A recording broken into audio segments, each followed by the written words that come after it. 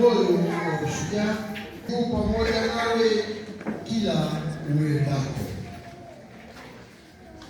Bali hadithi za kizee zisizokuwa za dini usikatae, nawe ujizoeze kupata utauwa, kwa maana kujizoeza kupata nguvu za kimwili kwafaa kidogo, lakini utauwa hufaa kwa mambo yote, yaani unayo hadithi ya uzima wa sasa na ya ule utakao kuwepo baadaye. Amen.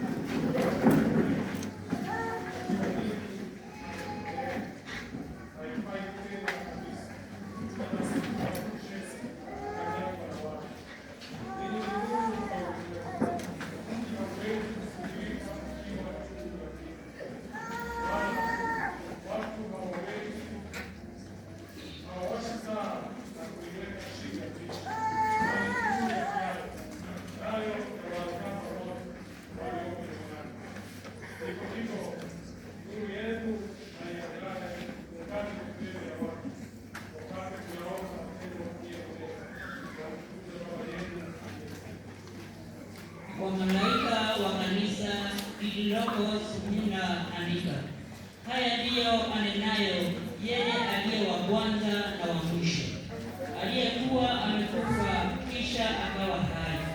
Naijua dhiki yako na umaskini wako, lakini u tajiri. Najua na matukano ya hao wasemao ya kuwa ni Wayahudi, nao sio, bali ni wa sinagogi la Shetani. Usiogope mambo yatakayokupata.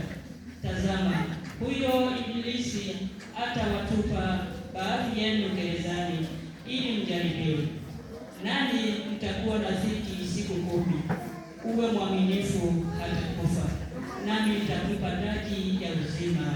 Amen.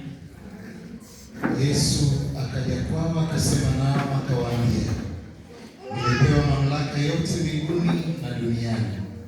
Basi enendeni mkawafanye mataifa yote kuwa wanafunzi, mkiwabatiza kwa jina la Baba na Mwana na Roho Mtakatifu, na kuwafundisha kuyashika yote niliyowaamuru ninyi.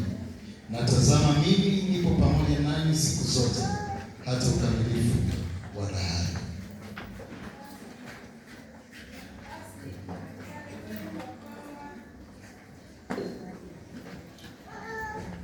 Basi ijulikane kwenu ya kwamba wokovu kwa Mungu umepelekwa kwa mataifa, nao watasikia. Lakini mtu yeyote asiyewatunza walio wapake, yaani wale nyumbani mwake, hasa ameikana imani, tena ni mbaya kuliko mtu asiyeamini. Na kuagiza mbele za Mungu na mbele za Kristo Yesu, atakayewahukumu walio hai na waliokufa kwa kufufuliwa kwake kwa ufalme wake.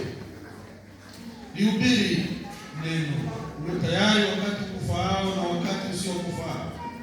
Karibia, kemea na kuonya kwa uvumilivu wote na mafundisho. Maana utakuja wakati watakapoyakataa mafundisho yenye uzima, ila kwa kuzifuata nia zao wenyewe watajipatia walimu makundi, kwa kuwa wana masikio ya utafiti. Nao watajiepusha wasisikie yaliyo kweli na kusigeukia hadithi za uongo. Bali wewe uwe na kiasi katika mambo yote, vumilia mabaya, fanya kazi ya kuhubiri wa Injili, endeleza huduma yako. Amen. Kwa sababu hiyo Bwana asema hivi, ukirudi ndipo mimi nitakapokurejeza, upate kusimama mbele zangu, nawe ukitoa kilicho cha thamani katika kilicho kibovu. Utakuwa kama kinywa changu, nao watakurudia wewe, bali hutawarudia wao. Amen. Kwa maana imepasa midomo ya kuhani ihifadhi maarifa, tena yawapasa watu kuitafuta sheria kinywani mwake, kwa kuwa yeye ni mjumbe wa Bwana wa majeshi. Amen. mtu na tuhesabu hivi kuwa tu watumishi wa Kristo na mawakili wa siri za Mungu. Hapo tena inayohitajiwa katika mawakili ndiyo mtu aonekane kuwa mwaminifu. Lakini kwangu mimi si kitu kabisa nihukumiwe na nyinyi, wala kwa hukumu ya kibinadamu, wala sijihukumu hata nafsi yangu, maana sijui sababu ya kujishtaki nafsi yangu. Lakini sihesabiwi haki kwa ajili ya hiyo, ila anihukumuye mimi ni Bwana.